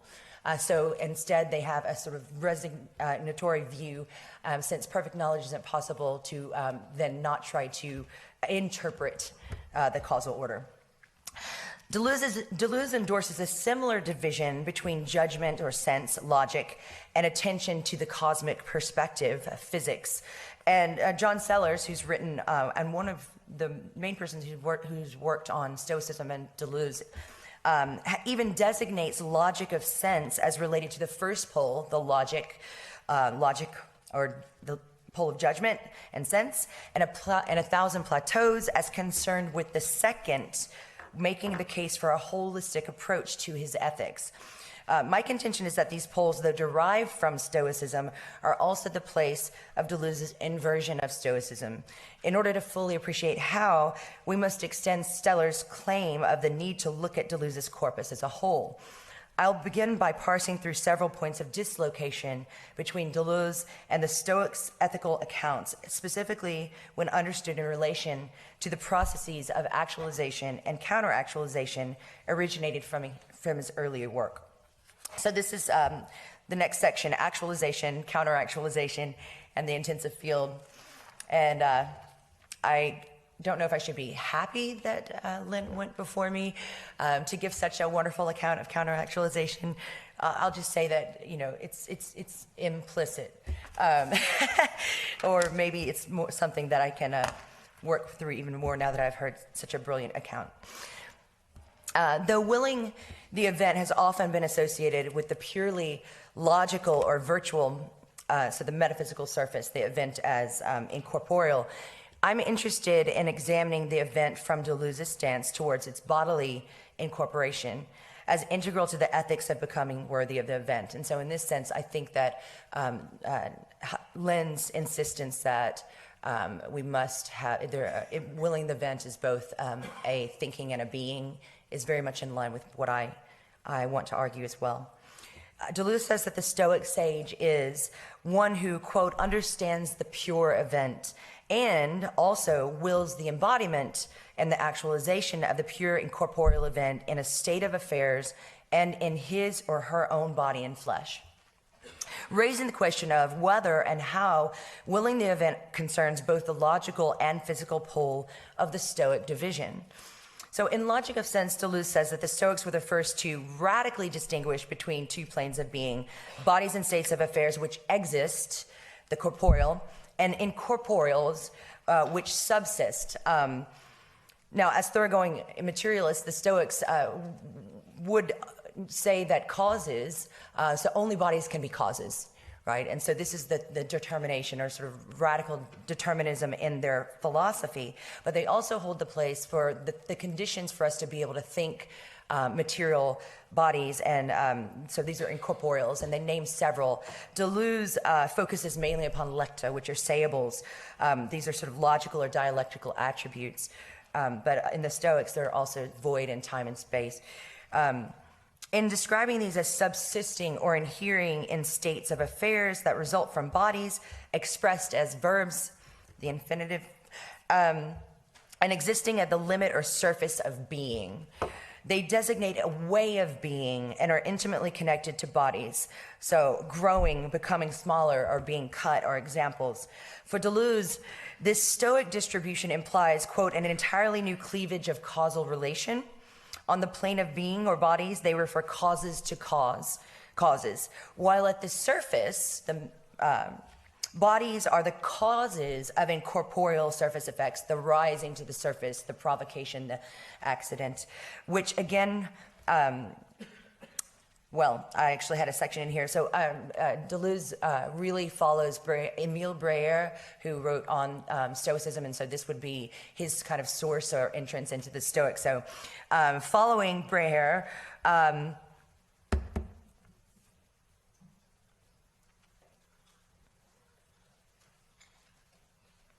these effects of sense can be multiplied infinitely. And this is the sense of the unlimitedness of the event, which Lynn referred to. This is from Breyer, a multiplicity of incorporeal beings without connection or end. So I think that it's interesting to go back to Emile Breyer and to see where Deleuze really is getting this idea of the sort of infinite play of surface effects. It's actually specifically what Breyer himself says. So effects can be referred to effects and proliferate, as it were, at the surface of being. This new distribution upheaves philosophical categorization and reverses Platonic metaphysics that privileges the reality of the idea. For the Stoics, states of affairs, quantities, and qualities are beings or bodies and are contrasted to the extra being of sense, which, as incorporeal, is a non-existing entity, and which Deleuze links to the virtual. Thus, we're set to understand the event topologically as an infinite series of effects frolicking at the surface of being, always referring back to a material foundation, though as non-resembling expressions or proliferations of it. Deleuze also attributes a relationship between these two levels to the Stoics. He says, the Stoics' strength lay in making a line of separation pass, no longer between the sensible and the intelligible, or between the soul and the body, but where no one had seen it before, between physical depth and metaphysical surface. And this begs the question, what kind of relationality is this? And this is where I think Deleuze's, the Quasi-Cause comes in. There are two interpretations of Deleuze's position here about what is meant by making this relationship pass in the commentaries. The first is that the order of causation is unidirectional, from material causes to effects. And the second is that this passage between goes beyond a one-way cause-effect relationship. This debate hinges on the elusive power of what Deleuze calls the quasi-cause, which he attributes to incorporeal effects as an alternative type of causality that is somehow outside the system of actual physical causal relations. So following the Stoics, I mean, causes have to refer to bodies. And so the idea would be that the incorporeal or sense actually cannot affect or have an effect on bodies, right? And so this idea of the quasi-cause is a somewhat elusive concept, and it actually does have origin in the Stoics, though most interpreters would say that Deleuze, in appropriating it, is attributing more power to the quasi-cause than what the Stoics would have. But it is there. So the latter view, that there's a sort of a bidirectional kind of causality, is going to be the view that I take, and suggests, and I think that this suggests an emphasis on quasi-causality as an important factor in the difference between Stoicism and Deleuze.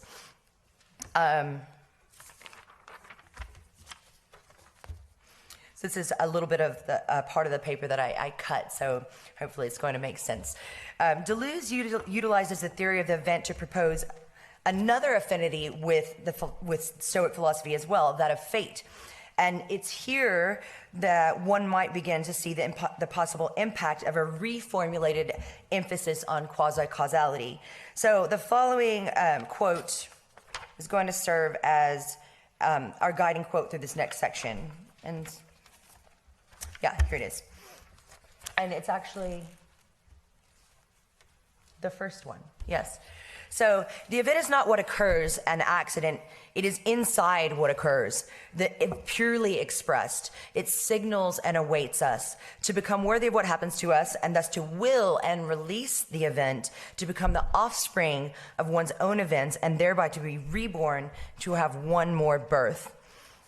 Now, and this is the section I'm going to sort of add back in, just a little bit. So he gets the notion of quasi-causality from Breyer's reading of Stoic logic, where Breyer distinguishes real corporeal being from the plane of facts at the surface of being, which I've mentioned. In relation to this surface, Breyer refers to reason's spontaneity as an active cause. And so this is Breyer's interpretation of quasi-causality, what it could possibly be. So on the surface of being, what actually gets things going is reason's spontaneity, which constructs significations. And I think this is the impetus for Deleuze's notion of quasi-cause, but I believe it also marks a divergence in that Deleuze attributes this spontaneity to a more primary disparity, the heterogeneity between series, which affects reason rather than extending from it. And so I think this was actually implicit in some of the things that Lynn was talking about as well, this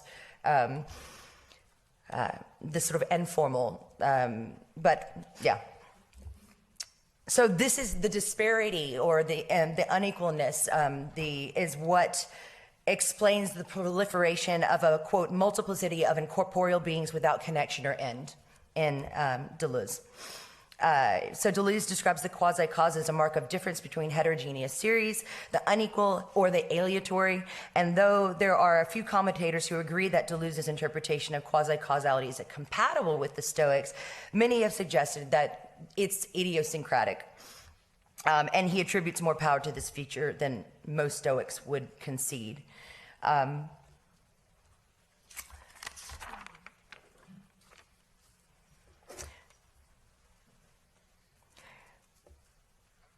Okay, so Deleuze reintroduces, so going back to this quote, Deleuze reintroduces the question of bodies and passions in light of Stoic physics as an ethics of bodies, acknowledging that the event cannot be grasped or willed without being referred to the corporeal causes from which it results, and as well as the unity of causes. He calls this divination, a tracing of lines and points that appear on surfaces, effects as a sign of relations and forces and intensities occurring between or within bodies. Deleuze says that it is by following the border that one passes from bodies to the incorporeal, releasing the incorporeal double and multiplying the method of expression. Dramatization is this act of retracing or miming of the event, and it follows that this method not only wills the event as it is, but allows for more of its release. Thus, the activity, though tracing the incorporeal signs, is a matter of opening up more potentialities for bodily encounters to be actualized. And so this is a little bit condensed, but this is the sort of way that I'm understanding how quasi-causality of actually selecting and releasing more of the event, which is unlimited, can actually have a quasi-causal kind of causality which actually affects bodies in the way that they are reorganized or reinterpreted. So that's the double causality of the quasi-cause. So this could be interpreted as a purely metaphysical activity, i.e. to extract sense and create identifiable states. Yet Deleuze also writes that the more that events traverse the entire depthless extension, the more they affect bodies which they cut and bruise. And I think that's a really interesting quotation from Logic of Sense, implying not only that they provide the infinitive sense or organizational structure by which individuation occurs, but as they have some role in the actualization of bodies.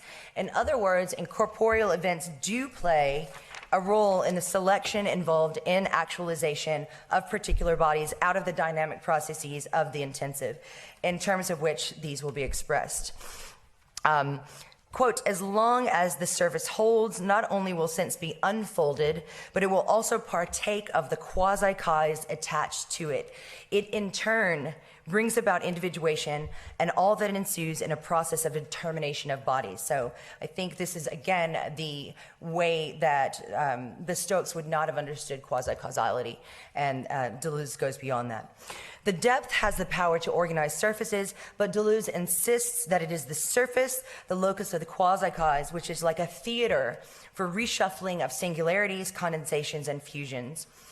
The idea of quasi-cause is idiosyncratic to Deleuze in that it requires an appeal to the process of actualization and processes of actualization and counter-actualization. Incorporeal surface effects are quasi-causes in the sense that through their proliferation, combination, or relations, they bring more unactualized potentialities, understood as intensities and forces, to the surface. Thus, they do not actually cause in the Stoic sense, but they do quasi-cause the emergence or expressions of that which already exists in an intensive state or a virtual state. And I think this is sort of the idea of the unlimitedness of the event that Lynn was talking about, related to this idea of caring for the unlimitedness and sort of opening ourselves to more of it. So I think there's a relationship with what we're saying there. So the event is always virtual and involved in processes of actualization. Becoming worthy of what happens to us is to exceed that which has been actualized, either idea or state of affairs. So in order to recognize that what happens to us is a constant interplay with the virtual reservoir, what is excessive in the event or to any actualized instant of the event, a constant demand not to hypostasize existence. Thus, excess is a central feature of the event, an excess that is only contingently actualized, which opens up a realm of chance and indeterminacy not present in Stoic ontology.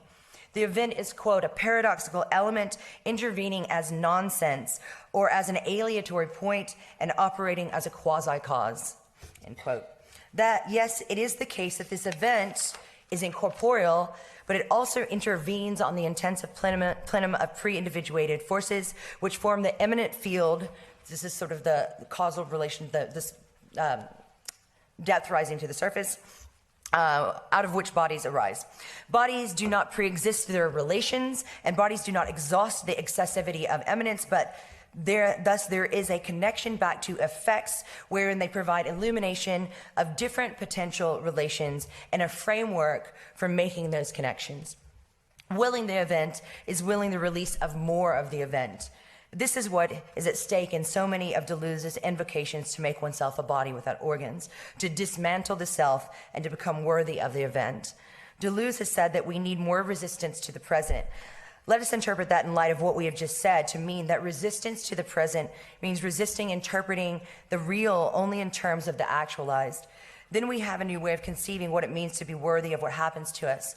Willing is a kind of prosoche, a continuous vigilance and presence of mind, but one directed, so that's also a Stoic exercise, is this sort of continuous vigilance and presence of mind.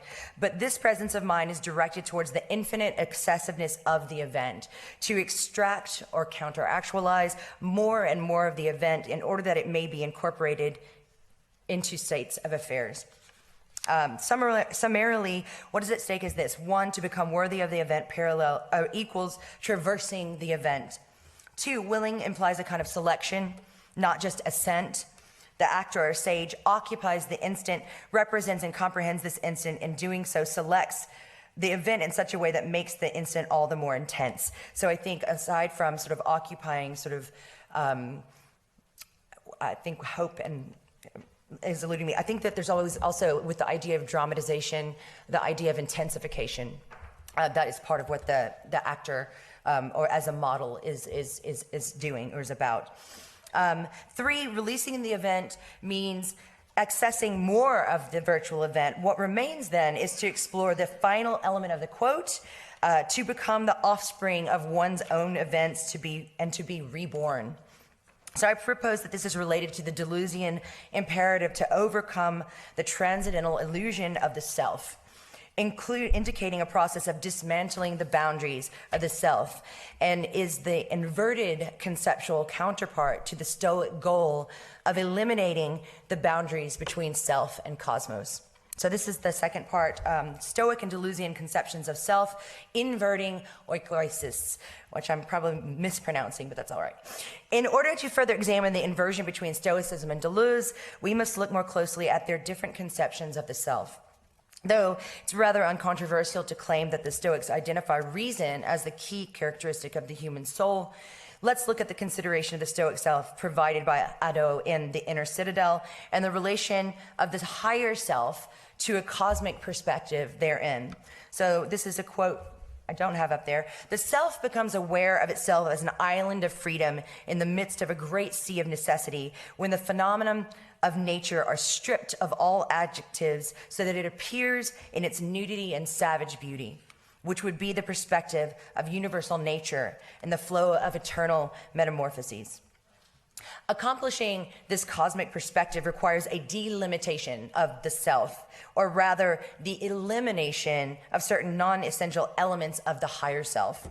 Addo calls this delimitation of the self the fundamental activity of Stoicism.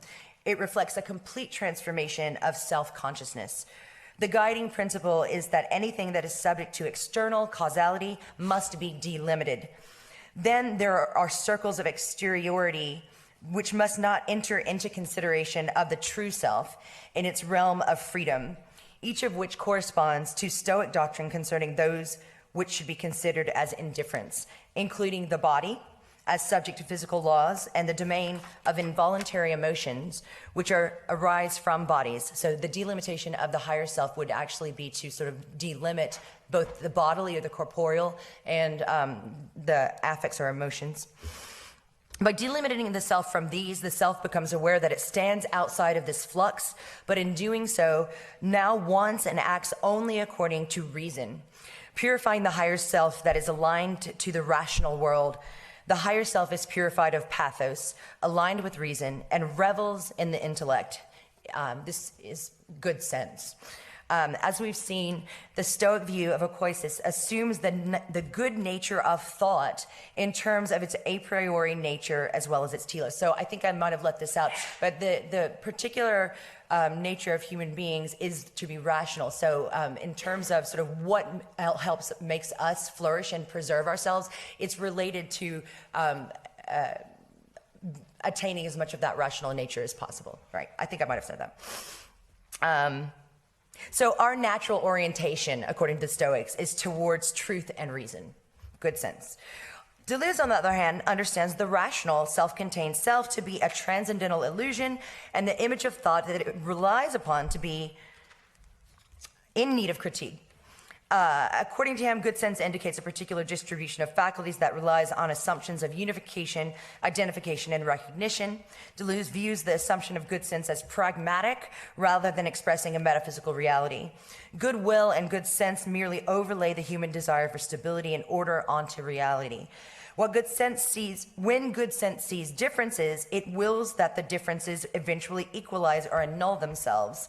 Thus, good sense affirms that in all things there is a determinable sense or direction. It wills the taming of our interactions with radical differences and becomings of immanent existence. To be truly worthy of the event, rather than willing the erasure of differences, willing the event would perhaps multiply them, affirming the irreducible heterogeneity of what Deleuze calls paradoxical agency. Deleuze's image of thought is not one of harmonious agreement between the faculties, but of each faculty being taken to its limit by and through external provocation. The judgments that must be overcome are the very endorsement of this good and common sense of a rational higher self. And as these, quote, crush thought under an image which is that of the same and the similar in representation, it profoundly betrays what it means to think. An image which obscures the true nature of thought as an encounter with difference rather than as representation. Therefore, dismantling the self is not just a matter of moving beyond our personal perspective, interests, or desires, so that would be the delimitation of the self related to the Stoics, but rather a matter of overcoming a certain image of thought that assumes common sense and good nature.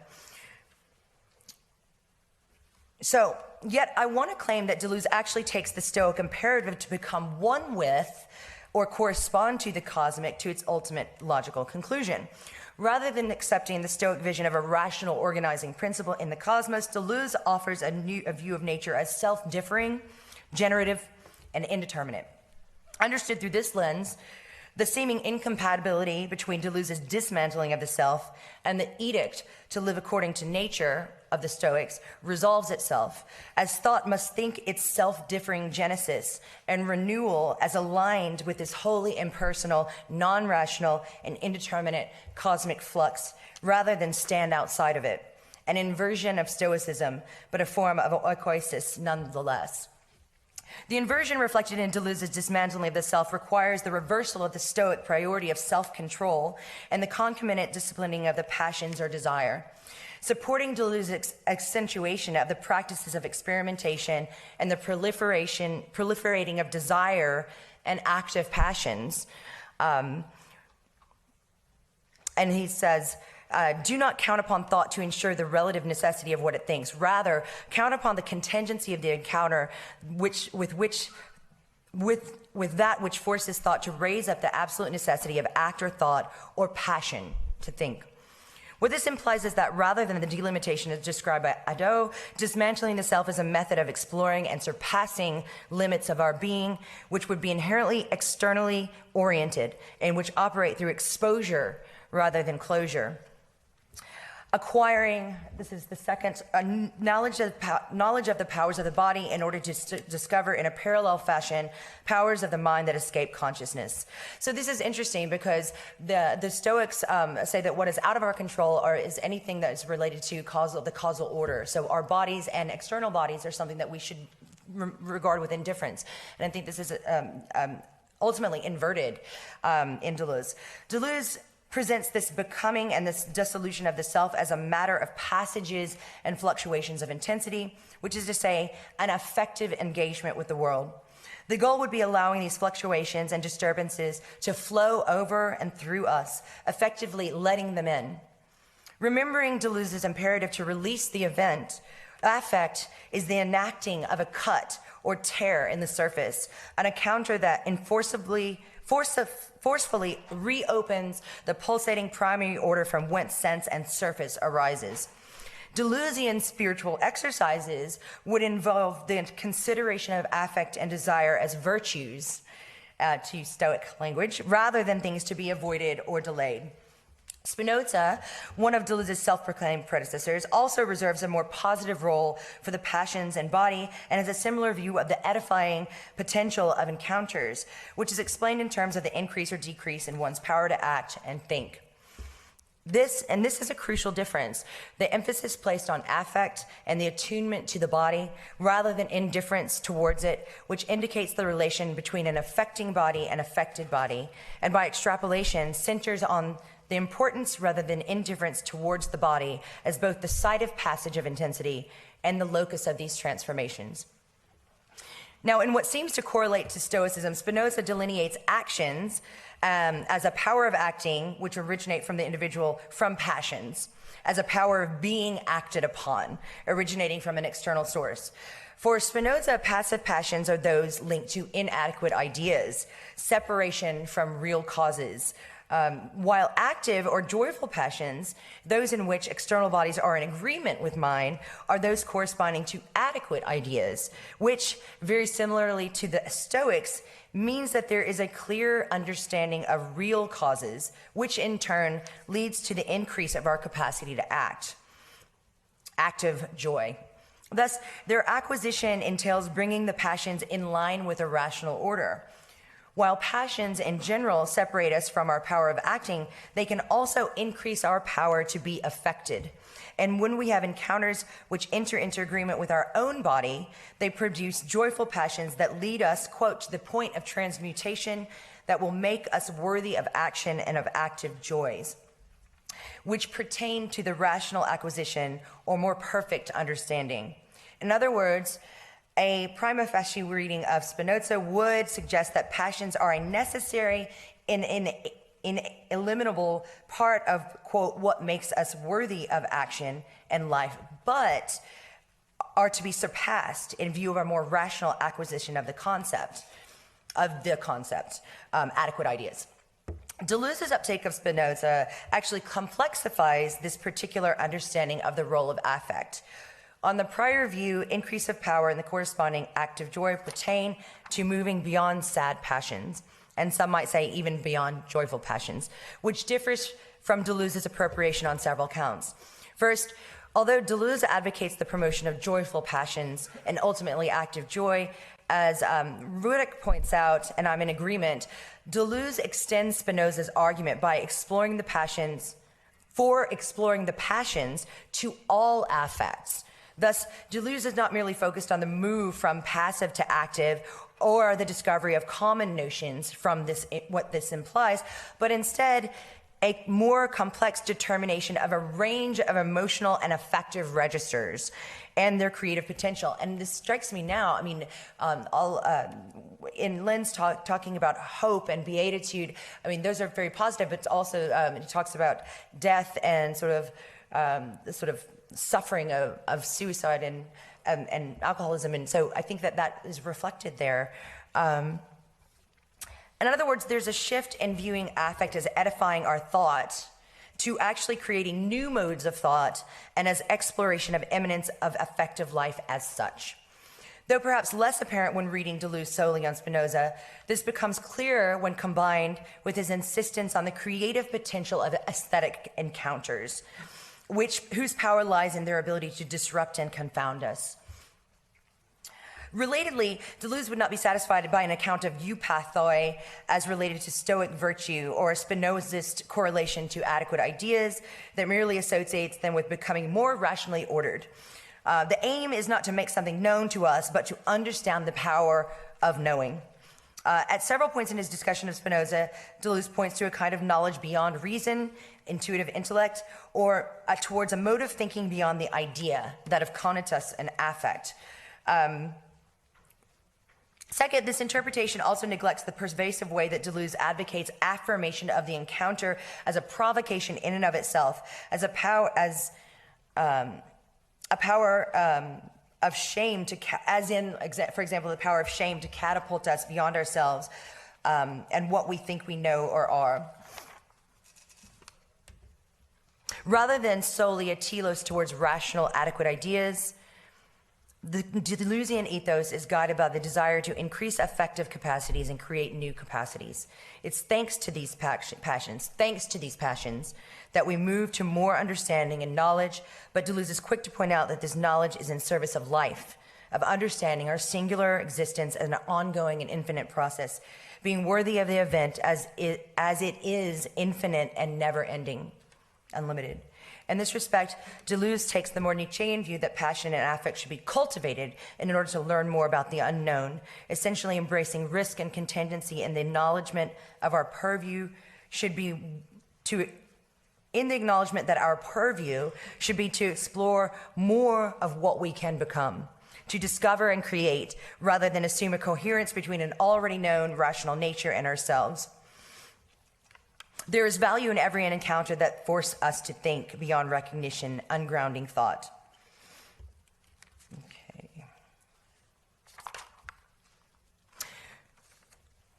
Deleuze's emphasis on affections, desires, and passions also constitutes a reorientation of living in agreement, this sort of main prerogative of the Stoics, their main imperative, to live in agreement with nature.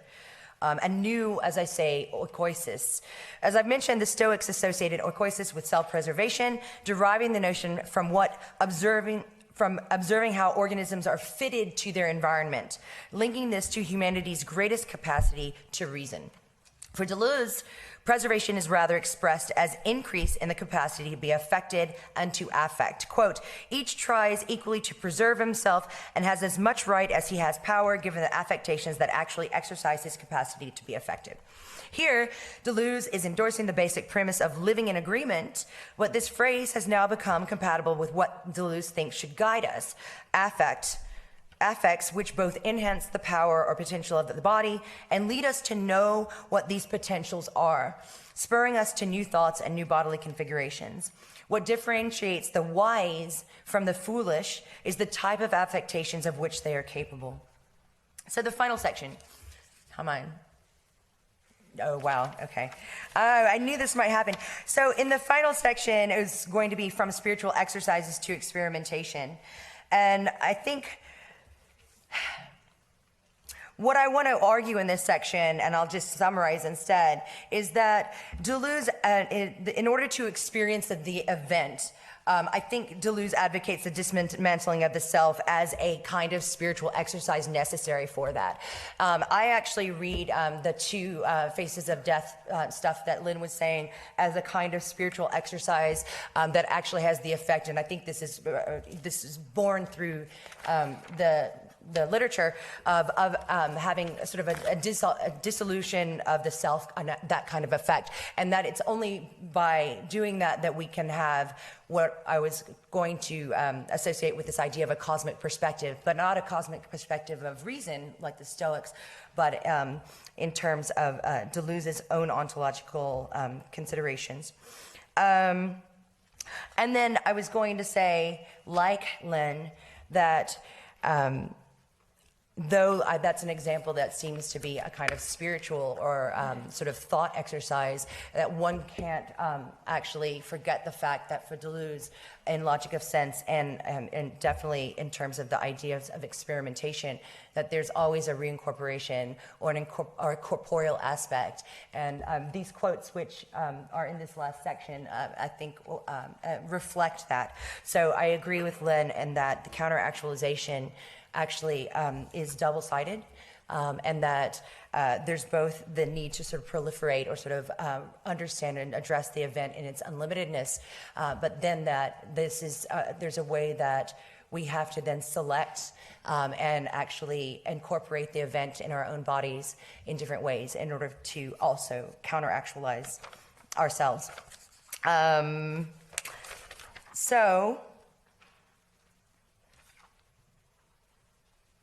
There's a really nice place where Deleuze actually has this sort of fight with himself, not fight, but debate with himself about whether we can actually produce this kind of proliferation of the event and counter-actualize without actually sort of just in our thought. And he says actually no, we have to sort of leave the shores of our own selves in order to do this. And this is where he talks about Artaud's madness and Fitzgerald's alcoholism, and that there's a kind of risk involved. To will the event, how can we not also will its full actualization in a corporeal mixture? If the order of the surface is itself cracked, how could it not itself break up? But how is it to be prevented from precipitating destruction? How can we prevent deep life from becoming a demolition job? But then he flips the question and he speaks about the risks taken to the body and to the extremities of psychic awareness, how could we remain on the shore? How could we not take these risks? The individuals who succeeded in communicating something of the event only did so through great risk and bodily vulnerability. Remaining at the shore as a spectator is not an option. The fine line between tracing the incorporeal crack at the surface and letting the crack deepen exists in tandem with the inscription on bodies. So thought must be quickened through the return of exteriority and the depth of body.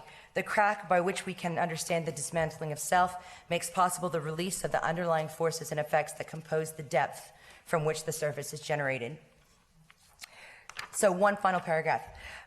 For the Stoics, all beings participate in rational being, while for Deleuze, all beings are part of the eminent field of forces and intensities. Whereas Stoic eminence is governed by rational order, Deleuzian eminence is characterized by contingent becoming. What is appropriate, this idea of oikosis in the Greek, is that there is nothing proper. Eminence is living a singular life, attentive to the particularity of the assemblages of forces that one finds oneself in any particular moment. We are most appropriate when we are swept into the immanent flow of life, eradication of the fiction of the subject or self to become impersonal, is to be more in line with the fluidity of eminence. Living in accordance would be to live in a constant state of, it's impossible to live in a constant state, but in a state of intensification, experimentation, and becoming. Thank you.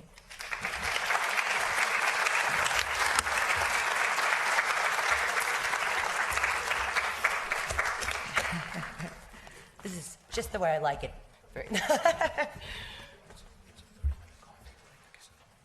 Thank you, Janae. We have time for questions before the spiritual exercises commence. Anyone? Sorry? Nathan, up the top there. No, just be loud. You'll be fine. It's going to be a question that you posed to Leonard. I don't know if I treated that question either. Use the microphone. Oh, yeah.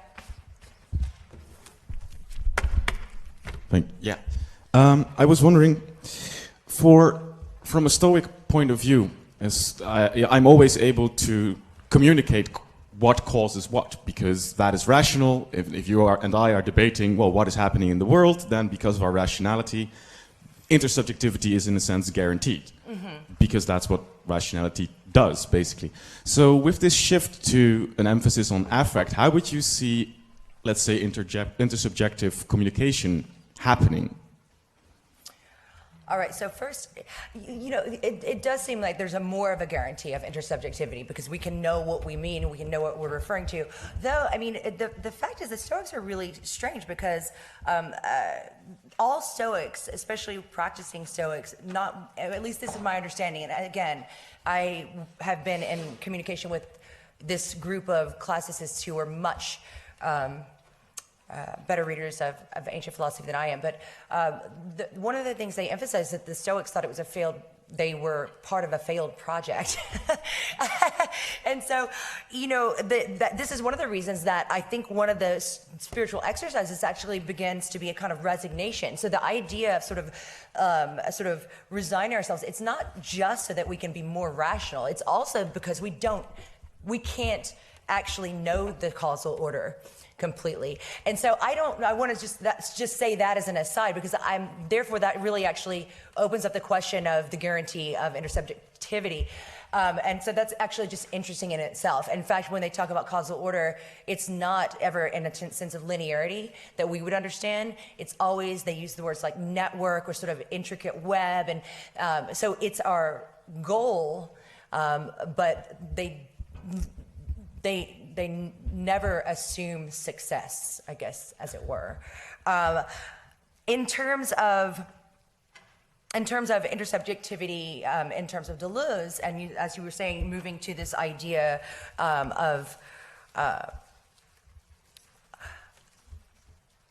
I want to say that, and again, I was doing the work on the reading of Spinoza a while back, but if you, there's a place, and I think it's in the, a second essay, an essay on Spinoza where he talks about the different kinds of knowledge, and he actually talks about sort of this intuitive knowledge, and I think that's where I would have to say that, go with that. And what I want to do is I want to go back to what is said there and sort of do a closer reading. But that's probably, it would require a kind of a greater attentiveness to not only our own sort of bodies, but sort of the ways that interactions. I was just doing at the camera was talking about sort of the way that new materialism has some interesting conceptual kinds of things, and so this idea of interaction and that our bodies, there are interminglings of affects, and we have to actually create a better attentiveness to that kind of, or a sensibility rather, to that would be a way that we would then start to communicate and interact with each other. And it probably does go back, I bet, to this reading or this article on Spinoza. I could probably draw something from that. Jane, you have a question?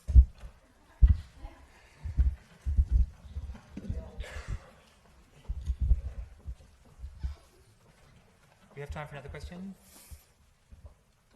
Down the front here.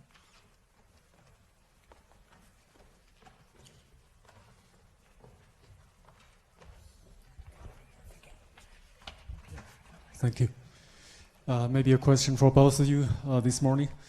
When I was listening, the connection that repeatedly comes to my mind is the connection with, or resonance with, Eastern philosophy like Zen Buddhism and Taoism, because the logic of sense does not just refer to Stoicism, but also Zen Buddhism. There are similarities and differences.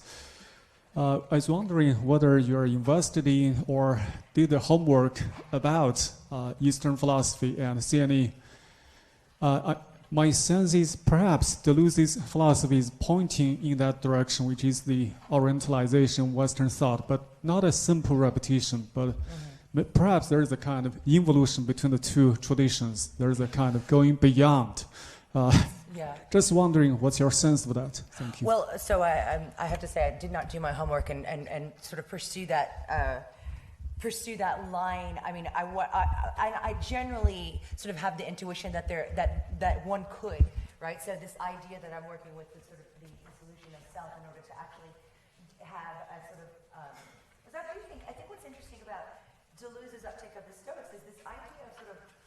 I think it's John Sanders who calls it a cosmic perspective, but it's actually in Aurelius as well. Like this idea that ultimately there are two things that we should be doing, or so we have these practices of living, but there's also I don't know if it's a higher goal, but it really is to sort of become more in line with the cosmic order. And I like the idea of moving from cosmos to cosmic in Deleuze.